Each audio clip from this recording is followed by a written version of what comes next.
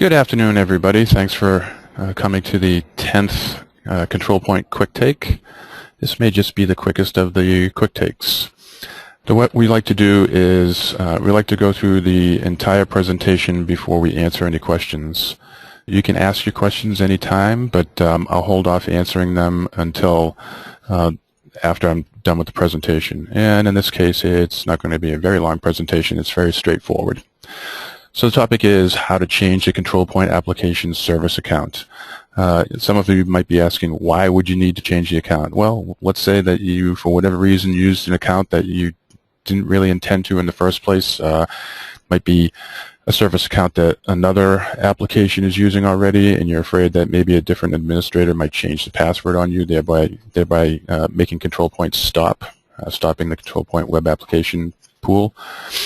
Maybe that you use the farm ID, which was perfectly well and good when you started using it, but since the farm has been deployed, someone followed Microsoft's recommendations and started taking away privileges from that farm account, and all of a sudden ControlPoint doesn't work. Regardless, there's a myriad of different reasons why you might want to change this to service account. And there's just a couple extra steps to it other than what you might be used to changing a service account in just SharePoint. So first of all, you'd go to Central Administration, and under Security, you'd choose Configure a Service Account, and you'd choose the ControlPoint. Well, let's just do this. Let me just go over there and get back to the right one. So under Central Administration Service Accounts, you'd have the drop down over here of which account you want to change to.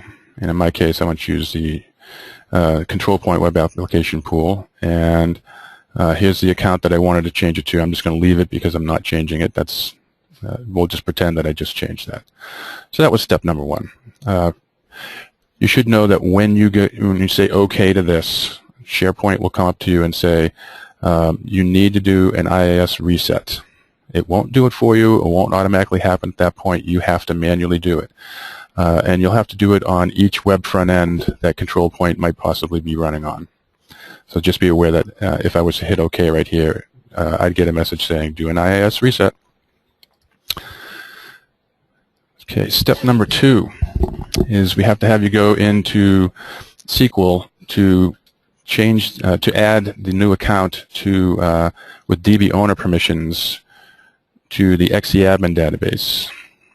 All right, the XEadmin database is the access to it is only set when you're installing ControlPoint. So when we ask you what questions, what do you want the service account to be, blah, blah, blah, and we go ahead and create the XEadmin database when you originally install ControlPoint, that is the only time that that we ever go and touch the permissions of the XEadmin database. And for those of you who might not be familiar with the XEadmin database, it's not a SharePoint content database. It's just a database of our own scheme that we use to store information that we gather when we run the nightly discovery. We store the license information in there. So it's just a separate database all on its own in SQL that has nothing to do with a SharePoint content database. And again, the reason why you have to do this manually is because those of you who might be familiar with the license utility, which is supposed to grant access rights for the service account, it doesn't touch the XEadmin database. So that's probably the biggest key in this whole thing is not forgetting to give the new service account DBO access to the XEadmin database in SQL. Oops. All right. And the third thing is that now that you've got a new account running ControlPoint, that new account likely does not have all the access it needs to both the SharePoint content databases and the web application policies. So what we have you do is go into the xeclient.exe config file and change the application service account. This is the config file for the utility that runs the license manager. So let's do that. Very good. All right, so over on program files, Metalogix, and it might be Exceller in your case. It's either going to be Metalogix or Exceller. And ControlPoint and ControlPoint features. We have a config file, and here it is, xeclient.exe_config, and we'll open this guy, and here's the line that we're looking for. What's the service account? So we put in the new value right here, save that, and then we're ready to actually run the utility. And for those of you not familiar with that, it's xeclient right here, and we like to choose run as administrator to run this. So you would just run that, and let me get back to my screenshot here, and it would come up with this. And you'd want to choose added a SharePoint web application or content database, and then hit grant access. So this is where the license utility can give the new service account access to every place else except for that xeadmin database. The xeadmin database is all on its own, only gets touched upon when you originally install ControlPoint, and so that's the exception. So what have we done here is, let's just recap. We changed the service account for the ControlPoint application to this guy.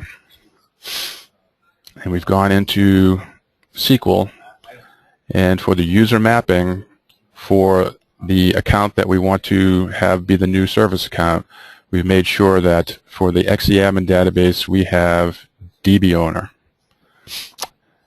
And the next part was to modify the config file for the license utility, put the new account in here, save that, and then simply run the license utility, choosing added a SharePoint web application or content database and hitting grant access. Now the new account is properly registered in SharePoint. It's been given access to the xeadmin database, our service database, which again is not a SharePoint content database. It's out there on its own. We create that to store information. And running the grant access will give that new account rights everywhere it needs. Everywhere it needs is in each web application policy as with full control, and in SQL, DB owner to all the content databases and all the service databases for SharePoint.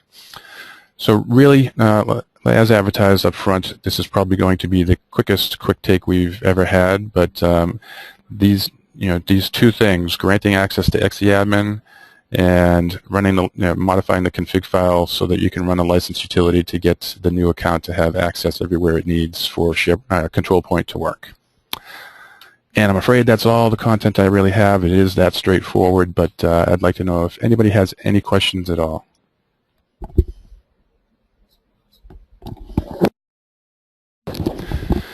Okay, I've got actually a very good question here. Does the service ID use NTLM authentication or claims authentication? It really depends on whether or not the web application is claims or not. And here's a little gotcha that actually everybody might benefit from this. When we run the license utility, we go into every web application policy and we look for the account that you put in the xeconfig file, the service account. If we find it, we say, oh, it's already there, and we skip on. There are occasions when that actually shoots us in the foot, and here's why. If the web application is claims-based, then we need the ControlPoint service account to be listed in that web application policy, the user policy, both ways, NTLM and claims. We will do that if we don't find the service account in the web app policy at all. But if we find it either way first, we say, oh, it's already there, and we move on, and we don't put the other version in. And then you don't get access to that web application for ControlPoint. In those cases, what we have you do is where you see that it's listed one way and not both ways, and it's a claims-based web application, we'll have you go into the user policy and remove it and run the license utility again. So then the license utility comes around and says, okay, I don't see the service account in here, so I'll put it in both ways, and then voila, it works. That's a little gotcha that stings every now and then, but we do put it in both claims and NTLM version for the account if the application is claims-based. We have to have it both ways. And by the way, there is no way to do that through the UI.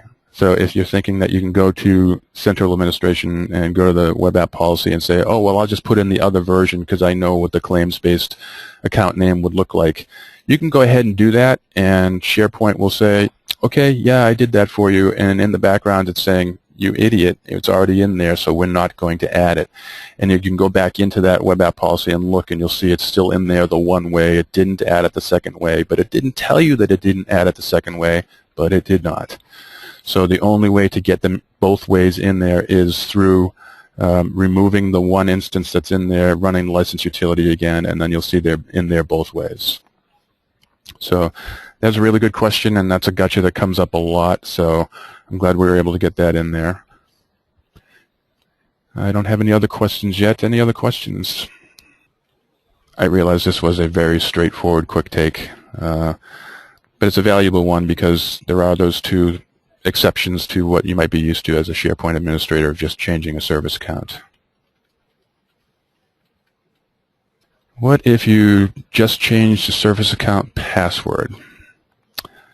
Okay, that is a different story. You just have to make sure that it gets changed in the identity for the application pool in IIS. There's not much more to that. It's just making sure that the password for the account in IIS is correct. And as far as changing the password, is you really just have to make sure it's a managed account in SharePoint if you want to change the password. All right, here's another question. ControlPoint also uses NTLM authentication services. Yes, we do. We have to be able to hit that web application in both ways if it's claims. So therefore, we have to have the identity listed as the claims identity and the regular Windows NTLM authentication account name. Okay, I have a question. Will this tip be available after this webinar? The whole webinar will be available. It takes a day or so, but we are recording this. I should have mentioned that up front. We do record all of our webinars, and we do get them up as knowledge-based items on our website. Another question, can the service ID be a non-interactive ID? I'll be honest, I do not know. Sorry, don't have all the answers, and that one I don't have. If you absolutely need to know if it can be a non-interactive ID, I would ask you to go ahead and just quickly open up a support ticket with us, and we'll get that answered for sure. Sorry, I don't have all the answers on the top of my head. Okay, we've only lost one person so far, so maybe we can get some other questions. Would Kerberos be a gotcha? No, we should be able to authenticate with Kerberos. Should not be a gotcha. If you have a more specific concern about Kerberos, again, you might want to open up a support ticket to get into the nitty-gritty of the particulars of Kerberos. It's kind of a generic question. I want to make sure that we get your specific question answered. Would anybody want me to run another recap since it is such a quick, easy topic? Would you like me to run through it again?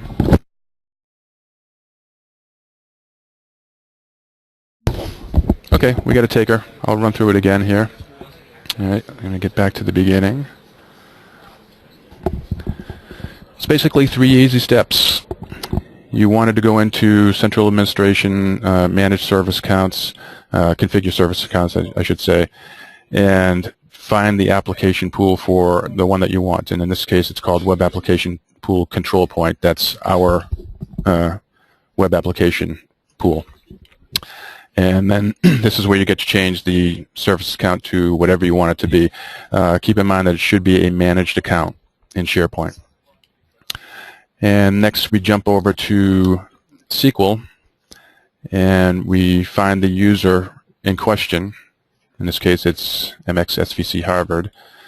And we go to the user mappings and then we scroll way down to the bottom where the XC admin database would be listed as far as databases on the server. It's usually at the very bottom because it starts with X. and make sure that it's DB owner. And the reason why this is all special by itself is because the only time we ever grant permissions to this XE-admin database is while you're running the installation, which is why it's separate from the license utility. The license utility handles all the content databases and service databases within SharePoint, but doesn't touch the XE-admin. I think that we assume that when you're running the license utility, that the service account already has access to the XE-admin database. So this is the lone exception. And then we have our config file that we have to get to. Good, nobody bumped me off since last I was here. And that is xeclient.exe.config. And we just jump inside there and we find the application service account and we change it to the new one. And save that file and then run the license utility. And since you're already here modifying this exe config file, the quickest way to launch the license utility is it's the file right above it. Right click and choose Run as Administrator. And then when that comes up, you want to choose the option for Edit a SharePoint web application or content database, and then bang, hit that grant access rights, and then when it's done, you'll have something down here right below that that'll say it's activated and recorded. And that's pretty much it. And I'll hang tight for another few minutes and see if anybody else has any other questions at all. I'd be happy to help.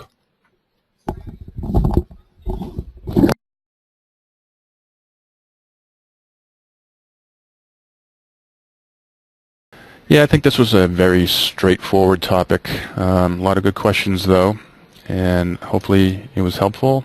And I might just set the record for the quickest quick take. But thank you all for coming today, and look forward to seeing you on one or more of the next ControlPoint quick takes. Thank you very much for coming. I'll go ahead and stop the meeting now.